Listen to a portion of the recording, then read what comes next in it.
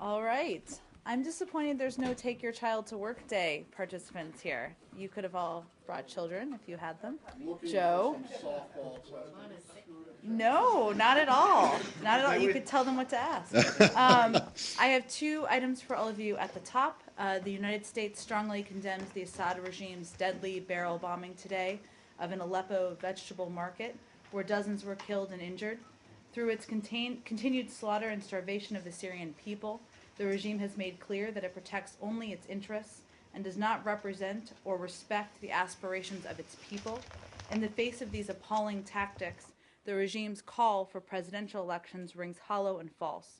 We call on the Syrian government to immediately cease its unrelenting, indiscriminate attacks across Syria and to allow humanitarian assistance to reach all those in need. Also in the back of the room, I believe we have a group of Argentine opinion leaders, perhaps, or perhaps they're not here. Okay. They came and left. Oh, you are right, I am. Okay, well, hopefully they'll come another day. With that... The Chileans. I'm sorry? No, I'm kidding. Okay. Go ahead, Matt. Right. So let's start with the Middle East. Since the Palestinians announced their unity, their reunification, or whatever, their reconciliation government yesterday, and you said that it was a bad thing, and the Israelis shouldn't be expected to negotiate with a government that includes a group that thinks that it shouldn't exist. Now the Israelis today and Prime Minister Netanyahu have come out and suspended the peace talks. It would appear to many that the President and the Secretary have managed to pull off a full Quixote here, or rather a double Quixote, that is not only having tilted at the windmills, but having lost. Why or why not is that the case? That was a long question. I will venture to answer it. Well, let me first say, I know a lot of you have questions about this, that as we were talking about this morning, I think it's important to remember that from the beginning of this process, it's always been up to the parties to make the choices needed to pursue a path to peace. So if we look back at the last several months, over the course of 9 months even, there are unhelpful steps that have been taken by both parties. There have been ups and downs in the process throughout. And still, this process needs to work its way through. We, of course, have been in close touch with the parties. And let me just give you a quick readout of a call that the Secretary did this morning. Secretary Kerry spoke with President Abbas this morning. They discussed the recent developments in Palestinian reconciliation and the announcement yesterday. The Secretary reiterated our position, which we have made clear, of course, from this podium as well. The Secretary noted that he was disappointed by the reconciliation announcement and repeated the elements that any Palestinian government would need to have, the same principles that President Abbas has long supported.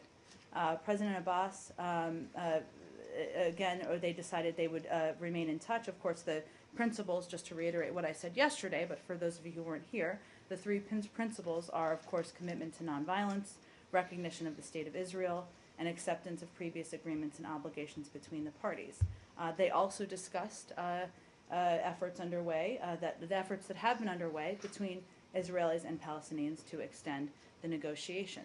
In the meantime, I also just wanted to reiterate that we view it as essential that both sides exercise maximum restraint and avoid escalatory steps. Ambassador Indyk remains on the ground, as does our team, and we're in close touch with both parties as well. You regard the developments of the last 24 hours to be just another bump in the road?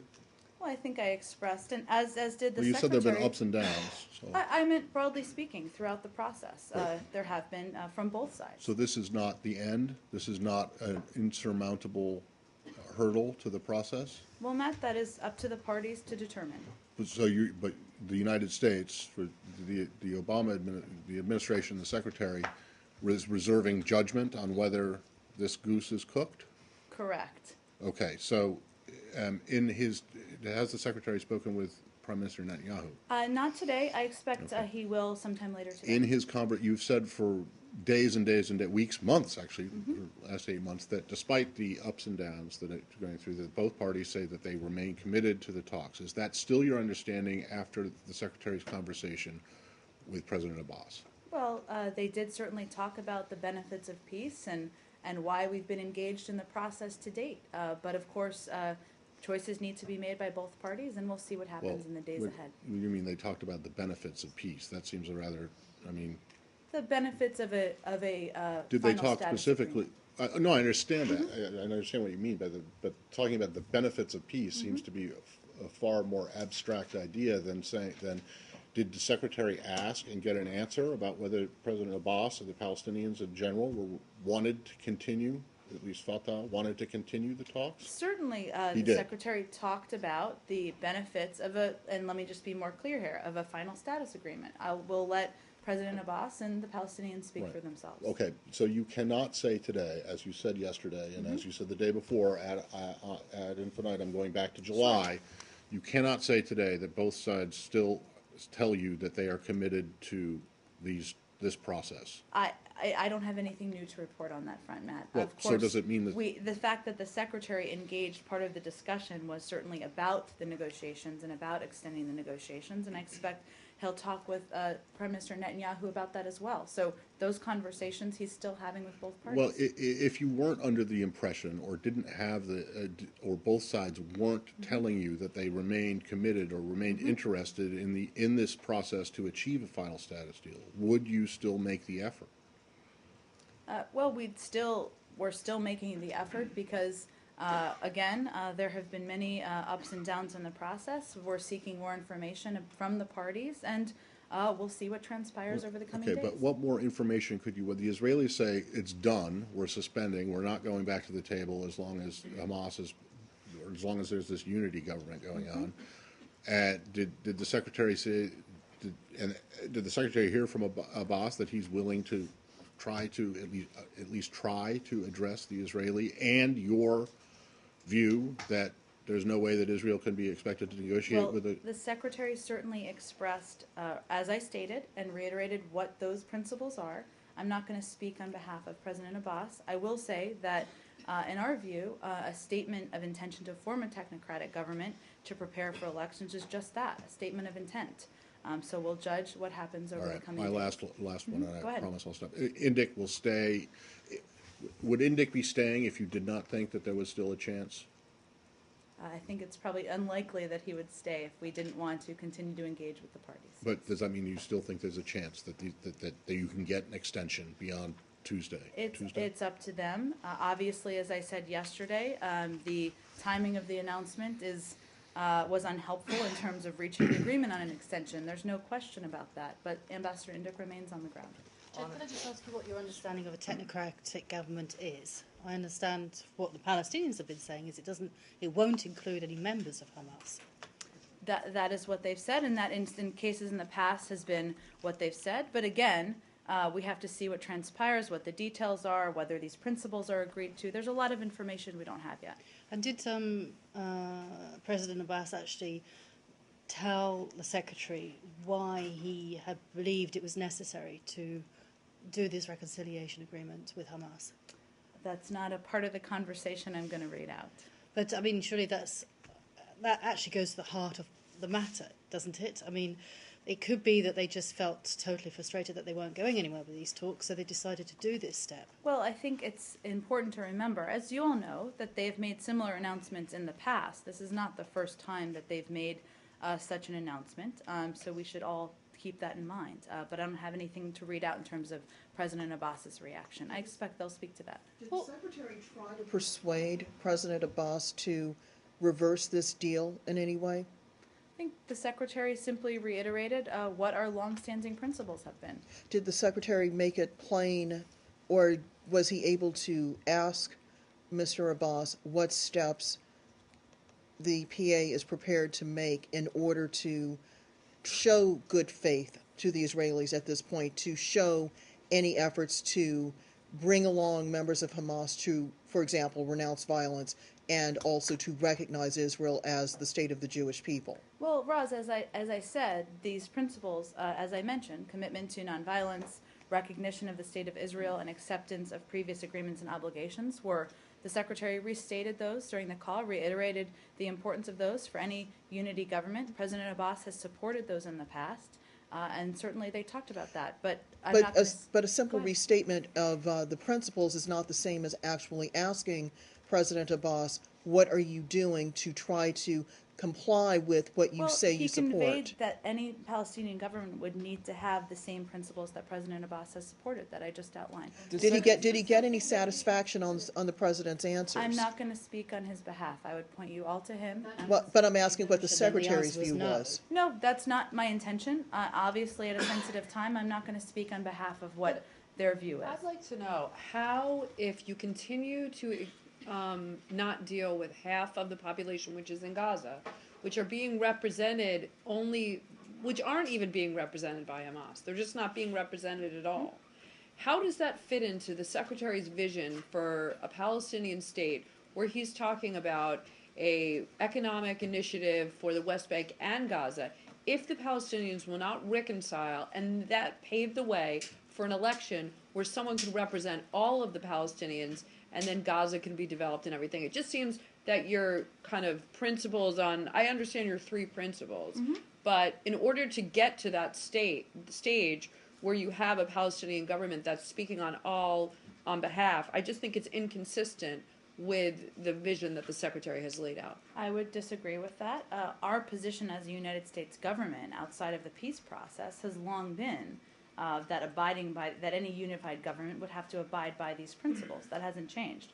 Obviously, the timing of this, 5 to 6 days, whatever mathematically the number of days is, before April 29th, is one of the pieces that is unhelpful to the peace process. Well, I mean, there are a half a dozen things that the Israelis have done that have been unhelpful. I just said before you came in here, Elise, that there are steps that both sides have taken throughout this process that have been unhelpful. And this has been a long ongoing, these efforts at reconciliation. I mean, that don't necessarily, I mean, I wouldn't necessarily say that it's intended to do it right before. I mean, you can acknowledge that these negotiations on Palestinian reconciliation have been going on for some time. Well, I You've would even said that. acknowledge certainly that they've made these announcements before. They've tried this before. It is not a new effort, to your point, at all. So what I'm referring to is the timing of it around the And isn't the this supposed to peace be kind of almost a caretaker government? Because even as they announced that there's going to be a unity government, it's really to pave the way for elections. For elections, then.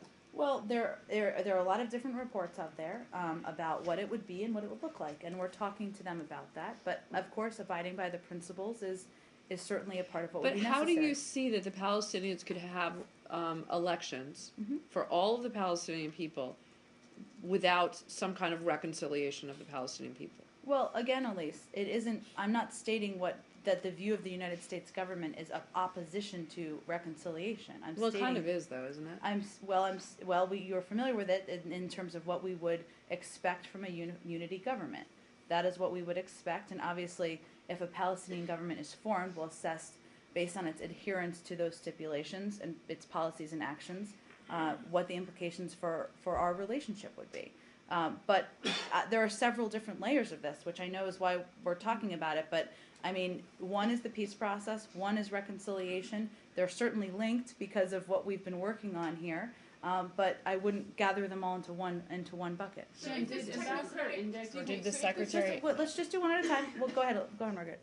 did Ambassador Indyk or did the Secretary ask for what this idea of a technocratic government would look like this time? Because you said it's been discussed in the past. You outlined the principles and what should be Absolutely, acceptable. we've been discussing that question with them since yesterday. So this would be a proposal that the U.S. would entertain or thinks is worth exploring I in think some way. it's not our choice to make, obviously. Depending on what the choices they make, that could impact our relationship. But clearly, and to Elisa's earlier question, we want the Palestinian people to be successful. We want them to be prosperous. I know she referenced a dinner we're having. That hasn't changed. But these requirements and our expectations haven't changed either about what would be needed. I didn't reference a dinner. I referenced a $4 billion economic initiative that's supposed to include Gaza, and I don't understand. There's a dinner for it this evening. I understand that, but what I'm saying is, I don't understand how you're ever going to get that initiative to include Gaza if you don't have some kind of representation that represents Gaza. There are a range of steps, obviously. Again, our position, I think I've stated pretty clearly, is about the need to abide by these principles It's not. It's about the timing of this, how it impacts the process, and what would be required. Obviously, discussions are ongoing about all of those issues. Go ahead. Has the Secretary been given any indication that Hamas is going to renounce violence or recognize the state of Israel? Any indication whatsoever? Well, as you know, we Yeah. don't engage directly with Hamas, so Okay, unless they've in his call ma- with Abbas, for example. I'm not going to read out Okay. President Abbas's comments. Obviously, he's the leader of the Palestinian Authority, but Okay. we'll continue to have these discussions. I think our view is well known. At this And point. there was a bilateral between Indyk and Abbas today. What was the message? A meeting. Was there not, or was it I'm happy to check on that. I know he's been our team on the Okay. ground has been in touch with both parties. a Certainly. okay? If you have a readout for that. I don't or- think we'll have a readout. Okay. Obviously, we're discussing the same items that I've outlined here Okay, just now. the principle. Hamas like a little too much power here in terms of they're the ones now that are enabled to scuttle these negotiations. I mean, they didn't say anything about President Abbas not continuing the negotiations with Israel. And I mean, it does seem as if all along, while their rhetoric says one thing, that there has been a implicit understanding that they would let him negotiate and let the Palestinian people decide whether they wanted a Palestinian state. Well, I think this is an important point that I've been trying to get at, but maybe I can do a little more clearly, is that President Abbas remains the head of the Palestinian Authority. This is a statement of an intention to start a process. Obviously, the parties need to decide between themselves about whether they're going to engage in a discussion about extending the negotiations. To your point earlier, which I raised first as well, there have been unhelpful steps from both sides throughout this process, whether it's settlements or the UN or whatever it may be. So they have both been guilty of that. But yes, there are many mechanisms for moving the process forward, but it's ultimately up to the parties. Well, and don't you also think it's a bit inconsistent, on one hand, to say that President Abbas only represents half of the Palestinian people, and then when he tries to represent all of the Palestinian people through this agreement, then say that you can't have peace with Hamas and peace with Israel?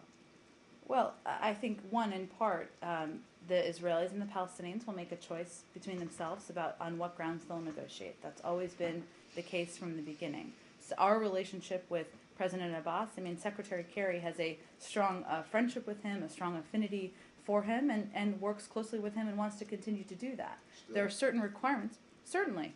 There are certain requirements based on law about what steps would mean for our assistance, what it would mean for our relationship. And don't you think, though, that was like the big mistake in 2006 when, in fact, by not recognizing the Hamas government that was in power, that enabled them to take over Gaza and have the situation that you have today? Well, look, I mean, I'm not going to do a rehash of history. Obviously, you look at things that have happened in the past, but this is a new case here. We're trying to deal with the events as they're happening on the ground, and things are incredibly fluid, as you all know, because there are new statements and comments that are made every couple of hours. These should be Sure. very, very brief. There's three of them, but they're really brief. One, Okay. you mentioned the law and what that would mean for your assistance. Can you say what has a determination been made if if a unity government goes ahead, what the effect will be under the law on the assistance, or no? No. That's still a hypothetical? No, Is that that's a what you're saying? hypothetical, absolutely. Okay. Two, elections. You talk about how this is a technocratic government, or the statement of intent to form a technocratic government to prepare for elections. Does the administration believe that an election, Palestinian elections at this point in time, or when they would be organized for, is a good idea? Is it time for the Palestinians to have another election? Obviously, we're all familiar with history here, Matt, but I mean, we're just not at that point. This is simply a statement. We're not at that point. Okay, so you don't have any problems with the boss now, the 10th year of a 5-year term, this kind of thing. You don't have any problem with that? You don't think that there needs to be an election now or yesterday? I just don't have Okay. any And then further the last one, analysis of that. the last one is just about this dinner tonight here. This is still going on. Is that what you said? Mm-hmm. Can I just?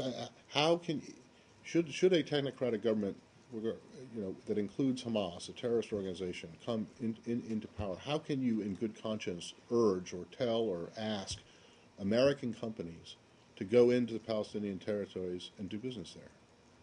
Well, Matt, obviously, again, those events haven't happened yet. This is just a statement. Nothing has happened yet, so we'll see. But this was a dinner that's long been planned. Okay. We still support the future economic prosperity of the Palestinian people, and obviously the events that will transpire over the coming weeks will certainly impact a Okay, range of issues. but at this dinner, the Secretary plans, and others on the U.S. government side still plan to tell American businesses and other foreign businesses that it's a good idea to invest in the Palestinian economy, to go in and do business there. Is that correct? Obviously, Matt, events on the ground could impact. They may not impact. This is, again, just a statement that has been tried many times in the past.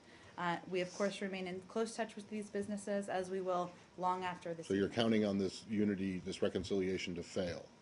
It's not what I said. I'm just highlighting what's happened in the past. The principles that you've outlined yesterday and today are not just U.S. principles; they're quartet principles. They're Correct. principles of the UN, the EU, and the like. Is your understanding that the quartet has the position that you've outlined today and yesterday? Those are their principles. I'm not sure if they've spoken to it. I would point you to them. Okay, and just 2 weeks ago, the Secretary at the Senate Foreign Relations Committee outlined a chronology of events. What do you see to be the chronology of events that's happened since his last outline? Do you see there to have been a sort of poof moment at all that has brought us to the point we are today?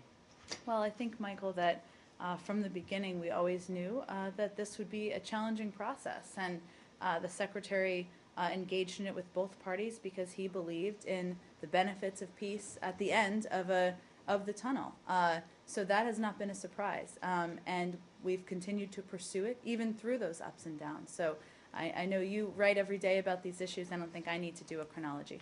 More on this issue? Go ahead in the back. Just to clarify, so if this technocratic government says we abide by the principles, that would be enough. You don't need a statement from Hamas separately. I'm not going to get into that level of detail. Obviously, we don't even have the details about what the technocratic government would look like. Any unity government would need to abide by these principles, but clearly this is just a statement, and we'll continue to talk about this as events transpire over the coming days.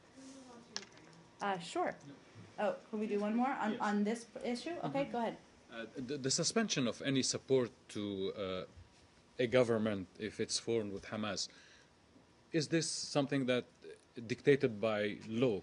Can you walk us? By law, yes, but we don't have any additional details at this point to make that determination. So if a new Palestinian government is formed, a unity government will have to assess based on its adherence to the stipulations I've outlined. We're obviously not at that point yet. So the Department of State makes that determination? No, Congress, there's some mandates by Congress, but we're not at that point yet either. Yes, please, Jen. I think, are we ready to move on to a new topic? No, the same issue. Okay, go ahead. Yeah, I'm just And then trying we'll to go figure out, when you say the law and you say cooperation or even dealing with Hamas, as much as I remember, I'm not going to go to 2006, I will go to 2012. Okay. October 2012, Secretary Hillary worked with Hamas to make a deal. What's the difference from that deal and now? There are many differences between the circumstances and what we're talking about, and obviously we're dealing with what's happening on the ground and what we think is in the interest of. So my question is, because you say principally that in principle they have to accept 3 factors, whatever you mentioned, but it was not mentioned that, so what's the difference? In order to form a unity government, and the unity government must abide by these principles. So Go ahead, Joe. another, maybe just the Okay. final point, I'm trying to figure out. It seems that both sides are not interested to continue, or at least, as you said, they are taking unhelpful steps. So who is going to announce that the process is dead? You or the others? I don't think we have any such announcement to make. Go ahead, Joe. Statement saying that how can Israel be expected to negotiate with a government that includes a component that doesn't support Israel's right to exist, that you've actually given the Israelis a get-out clause. Prime Minister Netanyahu came out today. He told NBC that he believes that the pact with Hamas means peace is dead. Perhaps if you'd said more cautiously that you want to see what's in this agreement first, that maybe he might not have pulled out of the talks or suspended them. I think that's probably unlikely. I will say, Joe, that I was referring to, as you guys were all asking for good reason, about one specific event. But I think that's one of the reasons why it's important to take a step back and look at what's happened over the course of several months of this process. And there have been unhelpful steps taken by both sides. There have been challenging days with both parties. That has been, and there have been ups and downs caused by both parties throughout the process. So certainly, as we look at what's happened, we should reflect on that. Have any of them been as challenging as the last 24 hours? I think we're not going to rank them, Matt. Well, but- would you say that this is the biggest threat, considering the fact that you're not willing to concede that this party is over? Would you say that this is the greatest threat so far in this eight and a half months, or 8 3/4 months? I would not say that, because I think it's up to the parties to make that call. But isn't it up to? But it is obviously up to the parties to make the call. But as the body that's binding them together in these in this process, isn't it incumbent on you, to a certain extent, to maintain some kind of neutrality and to lead them back to, a bit like toddlers, I suppose, lead them back to a more reasonable position? Well, Joe, as I mentioned, we've been engaged with both parties, both on the ground. The Secretary spoke with Prime Minister Netanyahu yesterday. He spoke with President... I'm sorry? Prime Minister Netanyahu. That's what I just said. No, I said Prime Minister. All right, sorry. And President Abbas today. And we're engaged with both parties. And there have been times throughout the last several months where we have pointed out unhelpful steps taken by both sides. So are you also trying to lead Prime Minister Netanyahu towards a position where he could find it within his remit to actually negotiate with a government which may or may not include some Hamas people? Obviously, we have our position. Israel has their position. Again, there haven't been steps taken beyond this statement, so we'll see what happens, and those discussions are ongoing with both parties. Yes. So We'll is it move your on. understanding that in order, because the talks are now suspended in theory for an indefinite period until one of two things happens, either Hamas renounces violence and accepts Israel as a state, or the reconciliation deal is scrapped. Is that correct? One of those two things has to happen? I think there are a range of options. I'm not going to lay out the playbook here. Okay, are there, because I can't think of any others. You don't have any suggestions? I don't think I'm or- going to do analysis from the podium. Should we move to Ukraine? Yeah, it looks as if there are some Russian military movements close to the border, and wondering if you see a pickup in the pace of Russian movement. Some units appear to be moving around, but have you reached any kind of assessment of what you think that is? I don't have any assessment to offer from here. Obviously, we've seen the same reports. We're watching it closely, as all of you know, and we're certainly concerned about any Russian troop movements along the border, as we've been concerned about the tens of thousands of troops that have been lined up on the border in a threatening stance. So, Well, when you say that you've seen the reports, are you saying that you have reports, meaning your own reporting, or are you looking at media reports that say that? well, certainly we look at media reports that have said that. We also have our own reporting. I'm not going to outline that here. But do you, I mean, without getting into troop movement numbers or anything like that, but when you say that you've seen reports and you say that you have your own reporting, do you have reporting about movement at the border? I'm not going to get into any other detail. It's been publicly reported about troop movements. Can I ask a follow-up on that? Oh. Just to follow up on that, our reporters in Ukraine have been told specifically that 3 Russian helicopters crossed the borders today by sources inside the Ukrainian government. You say you're not going to talk about troop movements on the other side of the border, but that would be quite a significant incursion if it happened, and one that you would expect would be verifiable. I mean, can you comment at all on whether the US has seen any evidence of that? I can't confirm any of those details. I can say that any movement into Ukraine would be a grave mistake. One, do you have any reaction to the release of the reporter? Certainly. We've seen the reports that a U.S. citizen journalist has been released near Slavyansk, Ukraine. We welcome the news, of course, and would be greatly relieved by such a development. We do note that others, including journalists, remain hostage and call on Russia to use its influence to ensure that all are freed immediately. Do you think that it is his current condition allows for him to sign a Privacy Act waiver? I'm as not going opposed to to. analyze that, All right. Matt. I appreciate the opportunity. Secondly, yesterday you went through, in talking about Foreign Minister Lavrov's interview, you said that you found many of his comments to be ludicrous. He's come out again today and said that Russia has done more than any other country to support its sovereignty of its neighbors. How would you rank that on the ludicrosity scale? High on the Very high? scale. Okay. And then in numerous tweets today, and I think this is a new development, the Russian Foreign Ministry seems to have stolen your hashtag United for Ukraine meme. Do you have any reaction to this? Why they're putting out their stuff with United for Ukraine on it. They seem to have hijacked or be trying to hijack it. Would you suggest that they get their own, or are you okay with this? I don't think they're living by their hashtag. Go ahead. Sorry, go ahead. Do you have Does the U.S. approve of Kiev sending troops against protesters in the east, and how does it fall under the Geneva Agreement that was designed to help de-escalate the situation? Doesn't it further escalate it? Sure. Well, let me just outline, and Matt asked a little bit of this too, just to take a step back about what was agreed to in Geneva and what's happened since then, because there have been a range of different reports. So as all of you know, 1 week ago in Geneva, the EU and the governments of Ukraine, Russia, and the United States jointly set out initial concrete steps to de-escalate tensions and restore security for all citizens. These steps they agreed to included refraining from violence or provocation, disarming illegal groups, returning illegally seized buildings and public spaces, and providing amnesty to those who disarm and leave the seized buildings. The OSCE was also agreed the OSCE would play a leading role in assisting this de-escalation.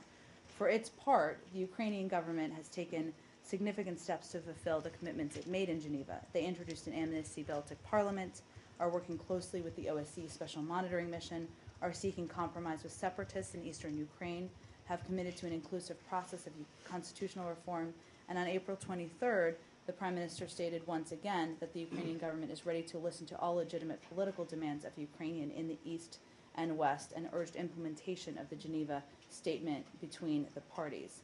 Since Geneva, in contrast, Russia has failed not only to provide public support for the de-escalation of tensions, but has actively stoked tensions in eastern Ukraine by engaging in inflammatory rhetoric. The Secretary, as you all know, but to put a number on it, has spoken with Foreign Minister Lavrov 6 times since Geneva, and he has never once taken responsibility for the implementation of Russia's Geneva commitments. Indeed, he's gone so far as to say the Geneva Agreement demands no action from Russia, and that instead this is an internal Ukrainian issue.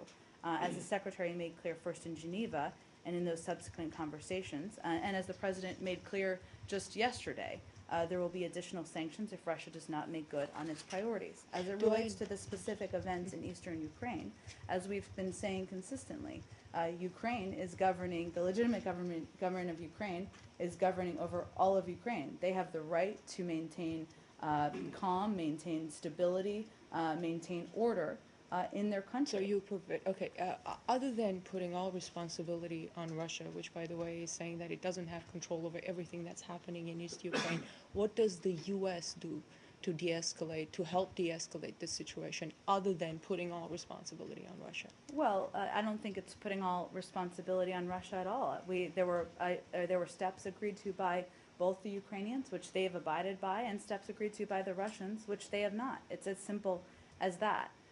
In terms of what we're doing, we're continuing to support the government of Ukraine as they work through this difficult time on the economic front, on energy reform front. We've consistently called for de-escalation from all parties, for greater unity, for an effort at constitutional reform that is inclusive across the country, and they've taken steps to abide by that.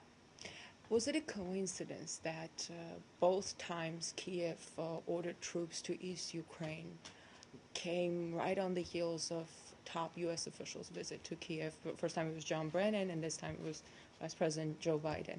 Did Vice President Joe Biden advise Kiev to take such action, or was it just a coincidence? I think you're simply restating Foreign Minister Lavrov's ludicrous claims from yesterday. But what is the response? I think we're ready to move on to a new Ukraine question. Go ahead, Elise.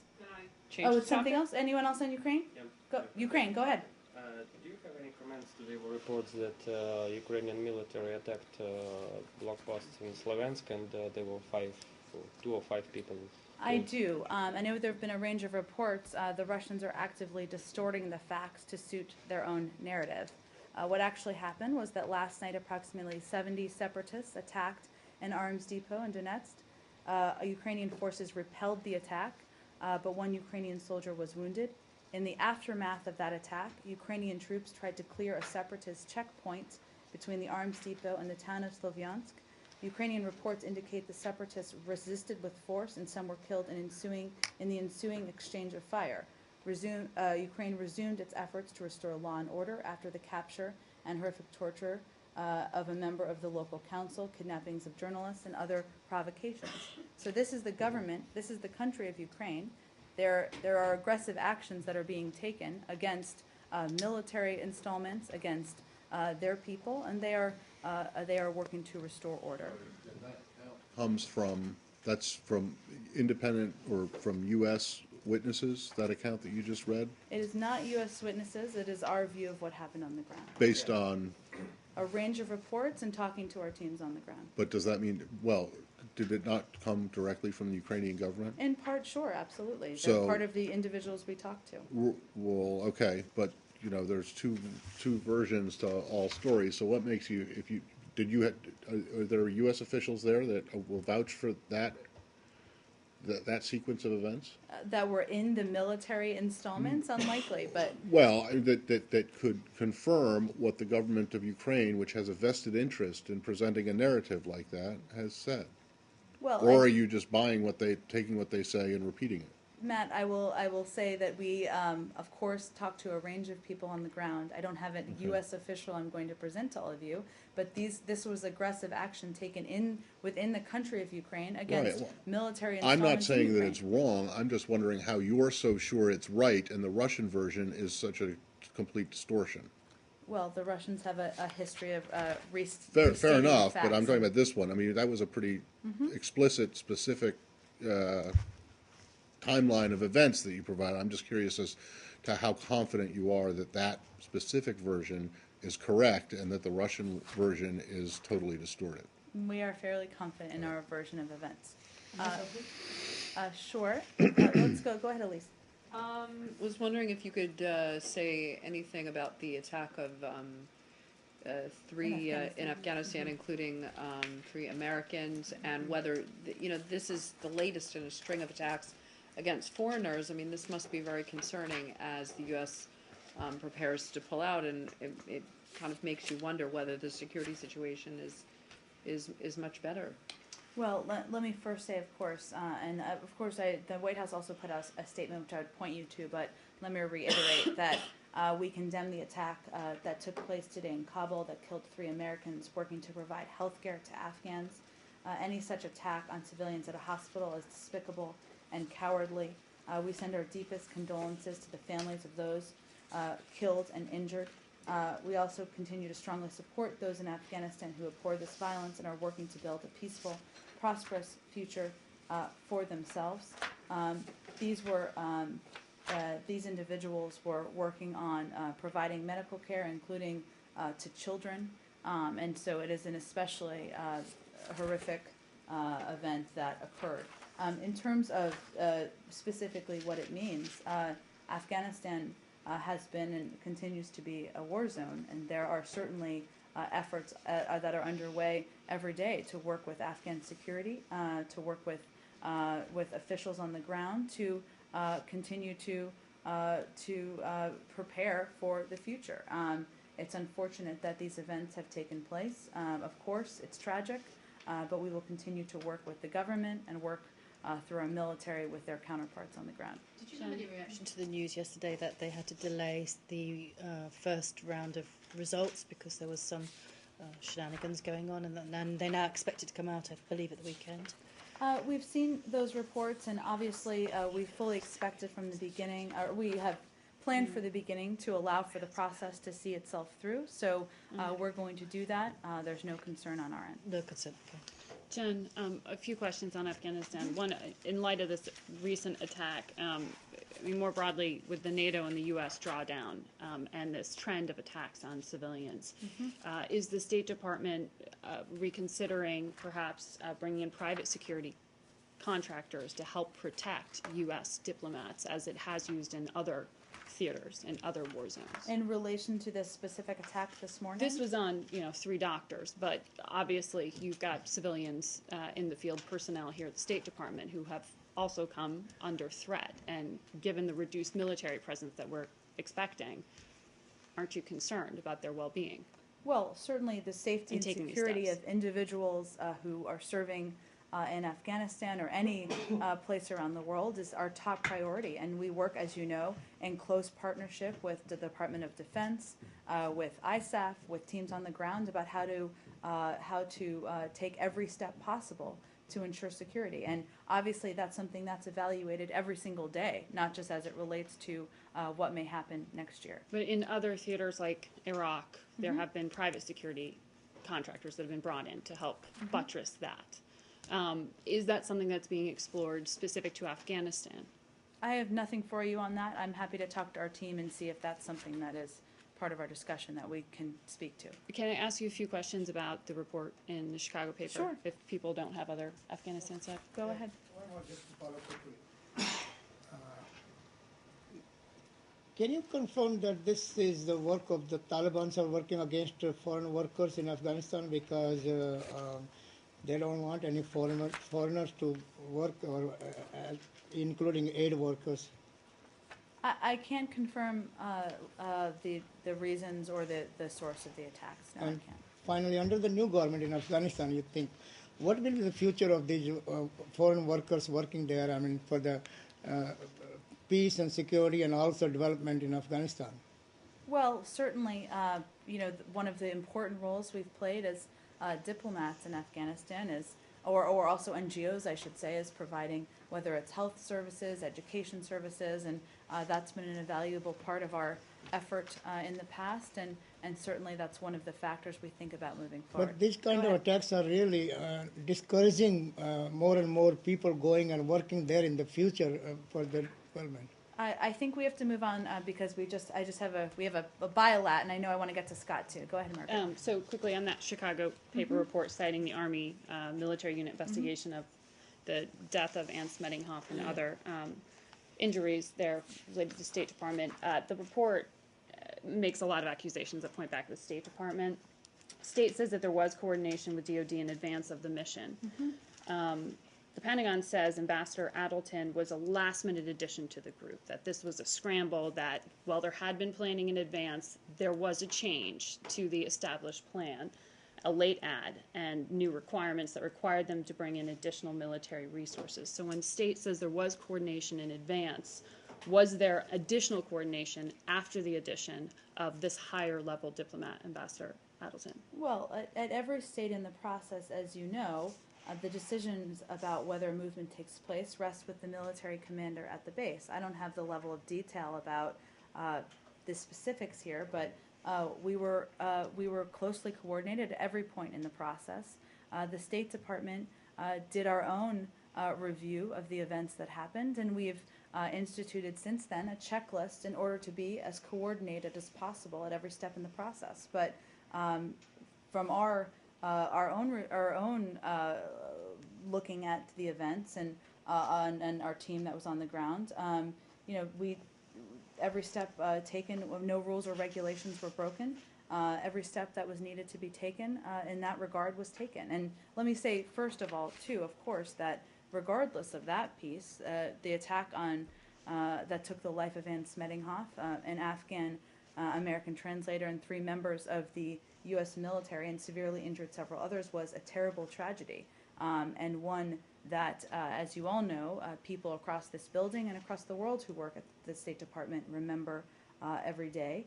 The only people responsible for this tragedy were the extremists opposed to the many brave Afghans and Americans who have sacrificed so much to help build a stronger, more stable Afghanistan. And what they were doing that day was participating in an outreach event that was part of a nationwide public diplomacy initiative highlighting cooperation between the United States and Afghans in a number of areas. And that's a program that we've been proud of and was underway for weeks there. The Pentagon says that the senior military commander, they agree with you that they were in charge, but say that they did call in additional resources.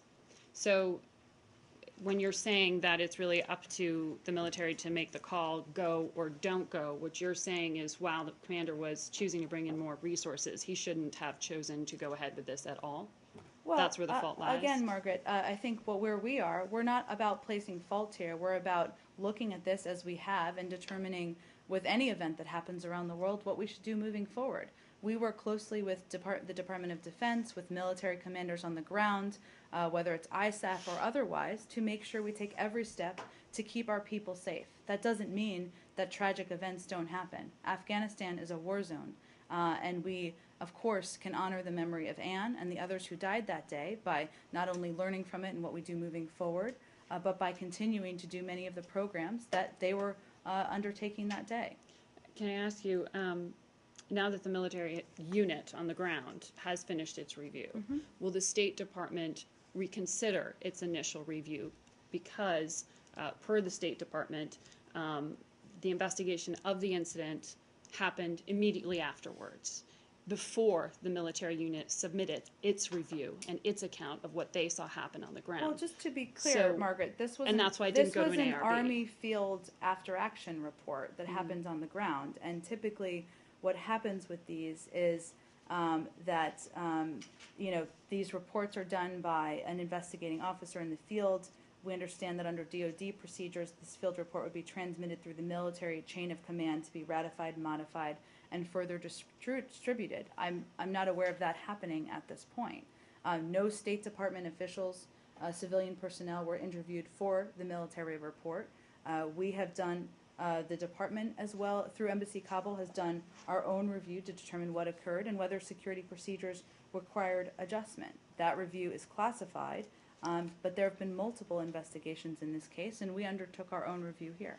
But given that the Army's review now is done, and that they have pointed to fault to be this clear, building, again, this is important. Is it worth reconsidering? This is important because this is, again, this was a report done by an Army unit field report. It has to work its way through the chain of command. I'm not aware of that happening yet. I would, of course, point to the Department of Defense, and they can all take a look at that when that happens. But we've done they've our own said review. they're not probing it further at this point at the Pentagon level. Well, but there's still a process that it goes through regardless. But at this point, is it fair to say the State Department is not moving ahead, since in Afghanistan and Iraq they are exempted from going to the ARB level of investigation, and there was a decision not to go to that level because they didn't have. Well, but we did our own review when they had the meeting to regardless. decide not to go there. Regardless of that, we did our own review. Yes, Afghanistan is a war zone, so it falls under different requirements. But we still did our own review regardless of that. But at this point, it is a closed matter. Is that correct? It's not. It's never a closed matter in the sense that you're still remembering the memory of the people who lost their lives, and you're still learning from the experience. And I mentioned a checklist we've put in place, and we'll continue to evaluate on that basis. But again, our efforts now are focused on continuing to coordinate with the military at the operational and tactical level in these situations. And if for some reason the military unit is unable to meet the provisions of our checklist, our personnel will not participate. So you do take what you've learned, you adapt it moving forward, and you do everything you can to honor the memory of the lives that have been lost. Scott. I think we need to go to Scott first. Go ahead, Scott. Azerbaijan. The journalist Rauf Mergadarov was arrested following his deportation from Turkey. Does the United States have a view on the propriety of that? I believe, Scott, I may have spoken to this yesterday, but let me make sure. If it's the same thing you were asked yesterday, Well, I think I couldn't speak to it. If he was detained, let me take that, Scott, and see if we can get you that Okay. answer. There's also a hunger strike in Azerbaijan by the parents of 7 young, I don't know how young, activists who are charged with incitement to violence, I think possession of weapons. Do you have anything on that? I do not. Can you repeat the name again of the journalist you repeated? Rauf, R-A-U-F, Mirgadarov, M-I-R-G-A-D-I-R-O-V. We are, thank you for repeating that. We are following the reports of Rauf Mergadarov, his deportation from Turkey and arrest in Azerbaijan closely. We are troubled by his sudden arrest upon arrival in Baku. We are also disturbed by allegations that his arrest may have been connected with his critical reporting about the Azerbaijani government or his participation in people-to-people programs aimed at easing tensions and building confidence in the region. In terms of these 7 individuals, let me venture to check on that for all of you. I think I have to go to this by lot, but Well, I get very brief. Okay. 2, 1, do you have any comment on this lawsuit filed by the Marshall Islands against nuclear powers over nuclear testing? I do not. Okay, and secondly, this is a White House thing, I know, in terms of the president's visit to Malaysia, but there's a State Department component to it as well. Did the embassy in KL or this building, anyone in this building, senior officials, recommend to the White House that the president meet with Anwar Ibrahim while he was there? I will have to check While on he that was for there. you. Can you take that question? I please? can. Very quick one. Well, go ahead, 2 quick ones. Go ahead. During his talk at the Export-Import Bank, Secretary Kerry mentioned he plans to be in Africa next week. Could you give us more details? I don't have any trip announcement, but we are planning to go soon. So hopefully we'll have more details for you in the next 24 to So 48 you can't hours. even point us to what countries he may be visiting? Not yet, but hopefully we'll have that for you soon. Okay. Go ahead. Last So one. the president, while he was in Japan during his state visit, he twice reinforced the notion that the islands known as Senkaku in Japan fall under the administration of the Japanese government and that the U.S. will resist any efforts to change the status quo. Is this a change of position from the U.S.? Because normally the position is that the U.S. has no position or it's neutral in its stance towards the There's no change, as you know. We don't take a position on the sovereignty, but you're familiar with our past And just a obligations. quick follow-up. I understand that the terms. I understand that there's a deliberate use of the term administration as opposed to sovereignty, but to the Chinese, there really is no distinction. And so, of course, the Chinese Foreign Ministry opposes this position if it's changed at all from the U.S. Is the concern of the Chinese legitimate over the? Our position hasn't changed, and the Chinese have long been familiar with our position. Jen, can we ask Dumar about the Egyptian foreign minister visit on Tuesday? Sure, of course. Please. Thank